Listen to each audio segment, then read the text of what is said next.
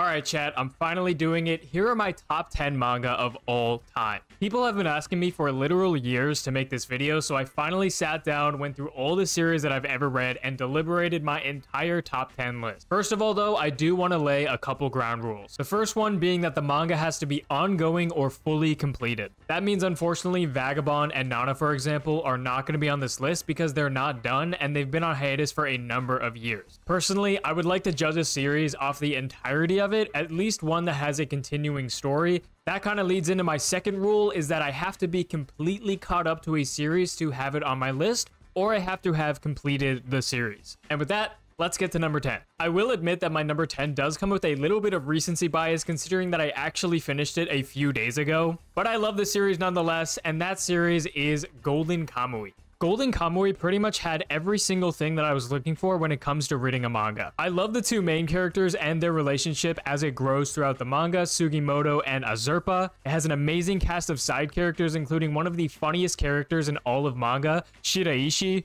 Pretty much any genre you're looking for, whether it's romance, action, and even horror sometimes, is packed within Golden Kamuy itself. This series also has a couple really unique draws, being the history and the culture that you learn about the Ainu people of Japan. Azurpa, one of the main characters, is an Ainu, so through her, you learn a lot about the Ainu people, and it was really interesting. And if you like Delicious in Dungeon, you'll also probably like Golden Kamuy's focus on food. There is so much to say about food in this manga. It is very important to the main characters. And basically the entire premise of the series is that Azurpa and Sugimoto, our two main characters, need to find tattoos on escaped convicts to find a stash of gold. I seriously cannot recommend this manga enough. It was one of my favorite manga reading experiences of all time, and obviously it was good enough to the point where I put it at number 10 in my top 10 favorite manga. Next at number 9, we're going with another amazing seinen manga, this time written by the GOAT Naoki Urasawa, 20th Century Boys. If you haven't read any manga by Urasawa, first of all, what are you doing? Go read his manga right now. But second of all, you might not understand just how amazing he is at weaving a mystery throughout his story.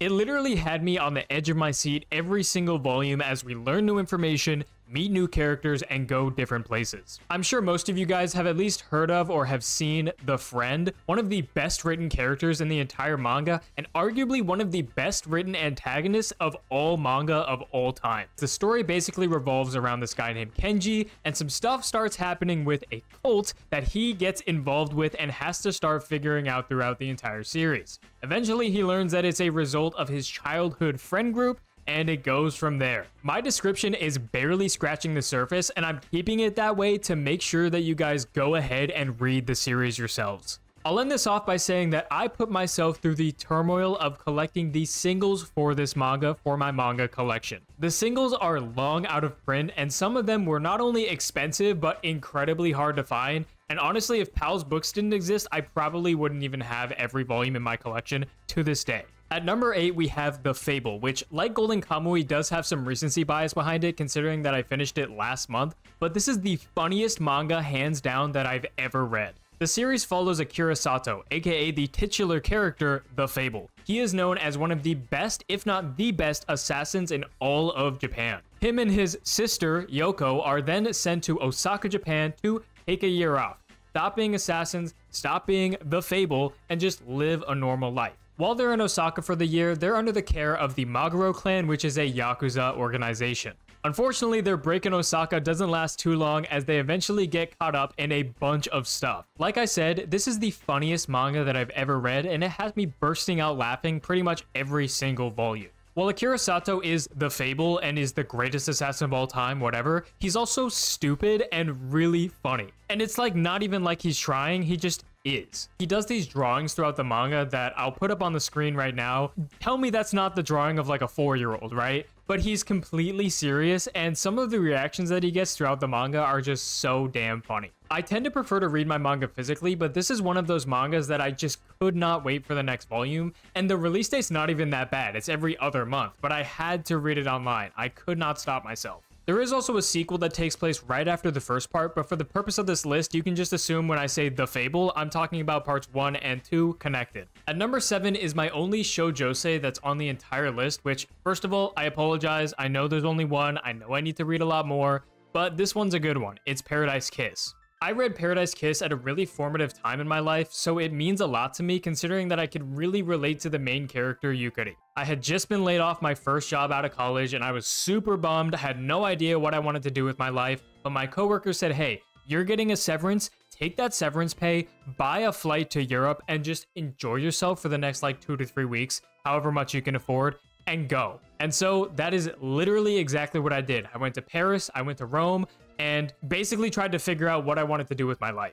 And that's essentially where Yukari is at the start of the story before she meets George, Elizabeth, and the rest of the gang at Paradise Kiss. Really hit me in the middle of a Starbucks in Paris that I had no idea what I wanted to do with my life, and reading the series made me feel like I wasn't alone in that journey. I don't know how she does it, but Aizawa has this masterful way of creating characters that are just like people you might know in real life, or who are you in real life. Not only does she do it in Paradise Kiss, but of course in Nana, Neighborhood Story. I have volume 1 of Last Quarter, so I don't know if she does that yet because I haven't read the volume yet. But every single one of her mangas, I've been able to relate myself to a character or see a character that reminds me of someone that I know in my own personal life. That ending hit me like a truck. I was sitting in the middle of a cafe in Rome, just crying. Yukari meeting George and the rest of the gang at Paradise Kiss, going through personal growth, heartbreak, the realization that she wants to follow her own path in life and creating that path for herself really just changed my life and the outlook that I have on life and what I want to do.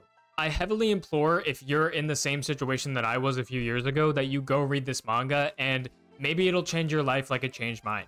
This next series should come as absolutely no surprise to any one of my followers, but at number 6 we have Sakamoto Days. Sakamoto Days is easily one of my favorite ongoing manga right now. I literally look forward to reading every single new chapter every week. Not only does this manga have incredible action, but some of the best fight choreography that I've ever seen in a manga. Every single fight is so easy to understand, but is also just so badass at the same time.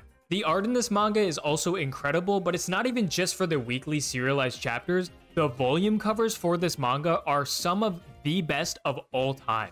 The series follows Taro Sakamoto, who is known as the greatest assassin of all time. Eventually, he walks into a convenience store and meets Aoi, who he falls in love with right then and there, and quits the assassination game to raise his kid. Years later, a 1 billion yen bounty is put on his head, so he's got to find out who put it on his head, and he also has to protect his family, which then leads him to getting back in the assassination game. The manga also has this amazing cast of characters, not only just with Sakamoto, but Shin, Heisuke, Nagamo, Shishiba, Akira, Rion, Slur himself. If you like action in the slightest, you need to go read this manga. Admittedly, it does take a little bit to ramp up. Get through volumes like 2 and 4 and you'll finally realize that this series is just incredible. This is also coming from someone who has Nagamo tattooed on his arm. Trust me when I tell you, this series is just incredible. At number 5, I have both Dorohedoro and Dai Dark. I say the same thing every time I talk about Dorohedoro. It is just a fever dream that you have to read and experience to fully get it. The artwork in this manga is just incredible. Kyu Hayashida has this way of making her environments look so grungy and grimy and gross. If you look at the whole in its entirety, it is just like a garbage dump, which essentially is what it is. It's a garbage dump for non-sorcerers. Kaimon, Nikaido, Shin, Noi, Fujita, Ebizu, and so many amazing characters are in this manga. And speaking of Kaimon, he is our main character. He is a lizard man who has this head of a lizard but the body of a man. We don't know why he's a lizard man, but that's his goal. He wants to find out who did this to him and why this happened to him. So every time he meets a sorcerer, he puts them in his mouth, and this person in his mouth says, "You are not the one," and if he finds the person who did it to him, it'll say, "You are the one," eventually. He's also an amnesiac. He has no idea. Like I said, I'm also adding Dai Dark alongside Dorohedoro here. I'm not going to tell you why they're connected or how they're connected, but it should be essential reading if you finished Dorohedoro and you enjoy Dorohedoro. Dai Dark follows Zaha Senko, who has these special bones that if you get one, it'll grant you any wish. The series is still ongoing. It has 51 chapters as of right now, and it's a monthly series, so we do have to wait quite a while between the chapters, especially for them being translated. Sometimes they get translated really slow, but when they do pop up on Reddit, it's very nice to go read a new chapter. Dai Dark also introduced me to one of my favorite characters of all time, Moja. Not only do I have a tattoo of him, but I also have an officially licensed Moja pillow. Yes, this is real. Yes, I paid real money for this, but Tell me it's not worth it by just looking at his little cute face. Come on. Go read Dorohedoro, go read Die Dark, and let me know in the comments what you guys think about this series if you've read it already. Was it an accurate description? Because I think it is. At number 4 on my list, we go to a very emotional series for me, Berserk. There's not really much that I could say about Berserk that hasn't been said time and time again by literally anyone. It is such a beautiful series about struggle, perseverance, loss, love. I think love is probably the biggest one in this entire series when you especially consider Guts and Casca. The series is the first one that had me profusely crying while reading it. Volume 40, if you know, you know, had me literally in tears. There's an old TikTok that I made of me getting my raw reaction to reading the volume of me just sobbing, talking about the volume. Miura's artwork is just second to none. Every single page, you see the work, the time, the effort that he put into drawing something even as small as just like a tree. There are some incredibly heavy themes throughout the entirety of the manga. Obviously, if you know, you know. I don't think I can really say that on a place like YouTube, but even with those heavy themes, it doesn't fully take away from how beautiful a story like Berserk really is. It's so incredibly sad that Miura himself is not going to be the one to take us to the ending, but it is really nice to know that Koji Mori, his lifelong best friend, knows the ending, knows what leads up to it, as well as his assistants that are at Studio Gaga, and the continuation has been incredible in my personal opinion. I love the art, I love what they're doing with the story, and like honoring his legacy with Berserk as it continues. I definitely think you should wait if you're not 18 yet to read this series, but if you are 18 or above, go read the series, go immerse yourself in the world of Berserk, and I really can't say much more that hasn't already been said, like I mentioned, by literally everyone on the internet who's also read Berserk. At my number 3 spot, this one might come as a surprise if you don't know me, but it is Real by Takehiko Inoue. You could easily be wondering, Will, where's Slam Dunk? You're really putting Real above Slam Dunk and Vagabond? First of all, Vagabond can't even be on this list. It's been a hiatus since 2015. But Slam Dunk just doesn't do it for me like Real does. Real is generally known as the wheelchair basketball manga, and while it is a manga about wheelchair basketball, it is about so much more than just wheelchair basketball. The manga centers around 3 main characters, Hisanobu, Kiyoharu, and Nomiya. All 3 of their stories and lives intertwine with basketball, wheelchair basketball, and each other. Nomiya is a high school dropout who really just wants to become a professional basketball player. Kiyoharu is an ex-childhood sprinter who develops a disease that brings him to the point where he can't sprint anymore, and he eventually finds a love for wheelchair basketball. And Hisanobu was the leader of Nomiya's high school basketball team, who is eventually left as a paraplegic and has to figure out what he wants to do with his life after becoming a paraplegic. Like with a couple of the descriptions that I've given for manga in this list, I am barely scratching the surface when it comes to this series. They each have their own baggage, and to watch them grow and deal with what they have going on with their lives, including the side cast of characters which are incredible, is just such an amazing experience to read through. I never thought that I would care about a character whose name is Broom. If you get through Real and eventually find out who Broom is, come back here and tell me what you thought about him, okay? Takehiko Inoue's artwork is nothing short of masterful, especially if you've read Slam Dunk and Vagabond. You know just how incredible his artwork is, and that doesn't stop in Real. People are always really surprised that Real is my favorite manga by Inoue, but I feel like if more people finally gave it a chance, especially now that the volumes have been reprinted and restocked by Viz Media, they would understand where I'm coming from. Finally, now we're getting to the final 2, and if you know me in the slightest, if you've even heard the name Fire Learner, you should know exactly that my number 2 is going to be JoJo's Bizarre Adventure. I will say though that mostly Steel Ball Run is the one that puts it up at number 2, but don't get me wrong, I love every single part of JoJo. My personal ranking for JoJo is 7, 8, 3, 6, 4, 2, 5, 1. Yes, I have 5 that low. Don't get on me for that, okay? Steel Ball Run is far and away my favorite part of JoJo's, and there's nothing that'll ever come close. I know part 9 won't, not only because it's like 18 chapters in, but Steel Ball Run is just, it's Steel Ball Run. There's many reasons that it's widely regarded as the best part of JoJo's, and let me tell you, I am behind that propaganda. It is by far, like I said, the best part of JoJo's. The Steel Ball Run race is such a unique setting for a manga, not even just in JoJo's, but in manga in general. There's such an amazing cast of characters in this manga. Obviously, we have Gyro, Johnny, Steven Steele, who is somehow overly hated by the community even to this day. I will always defend my boy Steven Steele. As much as I hate him, Funny Valentine is incredible. Lucy Steele as well. Mountain Tim, as much as I hate him as well, if you know, you know. Stands in this part are some of the most unique in the series, especially when you consider D4C. We also have Diego, Sandman, Poco Loco, etc.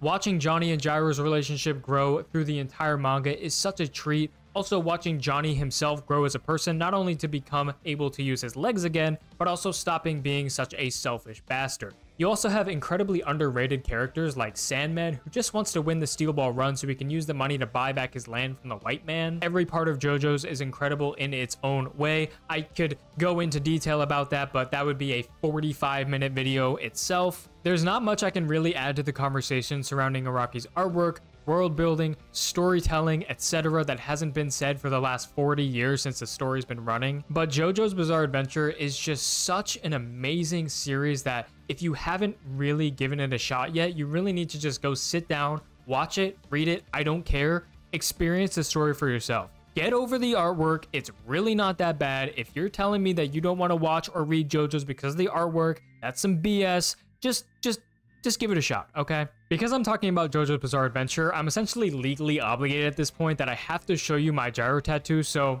here it is.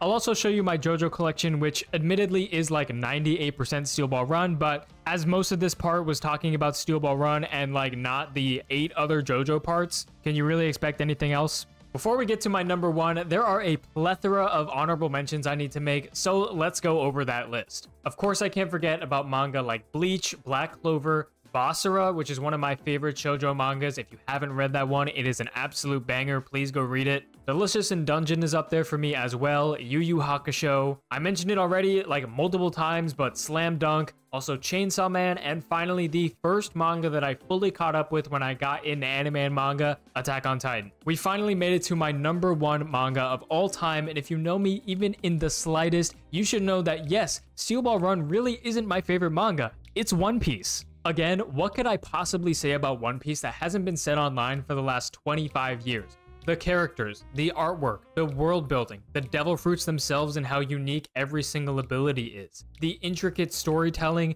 the foreshadowing, the fact that a character can be introduced in like chapter 12 and come back in chapter 1110 and still be relevant to the entire story.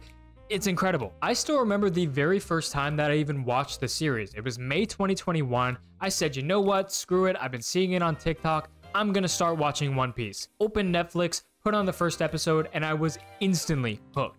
To the point where in the first session, I literally watched 12 episodes just non-stop till like 2 in the morning. Eventually, I watched the anime all the way through Post-Water 7, then switched over to the manga and caught up within a few months. I'm so glad I've been caught up for so long as well. I caught up in like the end of the Wano fight, like right before 10:30, I think. And ever since then, reading it weekly or bi-weekly or whatever has been such an amazing experience. Being able to share in the excitement that every chapter has when a new chapter comes out every single week, especially in the current arc with what's going on in the story right now, with 20 plus years of build-up, and we're not even close to the ending yet. So the fact that it's been this long and it's still hitting week after week after week, not only for someone who's been caught up for a few years, but for people who have been reading this series like since like the early 2000s, right? They're still here, they're still enjoying it with the community every single day. It's a testament to just how amazing One Piece is. Oda is truly a gift, and the fact that he's been able to share this series with us for the last like 20 plus years is just, it's just nothing short of incredible. There you have it, guys. Those are my top 10 favorite manga of all time. I hope you guys enjoyed my list. I will be making an update sometime in the future, probably in like a year, after I read a bunch more series. Trust me, my TBR is very long, so who knows, maybe one of those series that I read later down the line becomes the number 3, the number 7.